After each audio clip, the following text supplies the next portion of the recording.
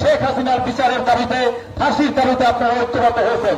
আমি শুধু একটি মেসেজ দিয়ে মোনাজিত করো, দ্বিধা বিভক্ত নেই এবং থাকবে না। মোনাজিত করো গ্রুপ নেই, মোনাজিত বঙ্গু সহকারের সাবেক, এখানে অমুকের নাম অমুকের নাম এইসব নাম নিয়ে কেউ চলবেন না। আর মোনাজিত করো চাঁদাবাজি চলবে না, কোন রকমের অপসংস্কার সংস্কৃতির বাইরে যেতে পারবেন না।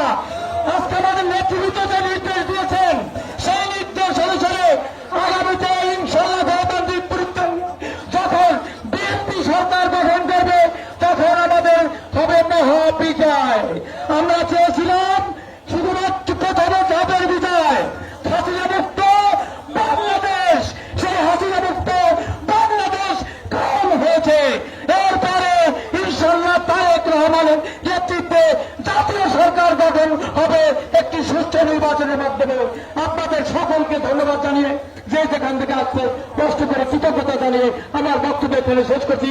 খোদা হাফেজ, বাংলাদেশ জিন্দাবাদ। সবাইকে ধন্যবাদ জানিয়ে এখানে সমাপ্তিও ঘোষণা।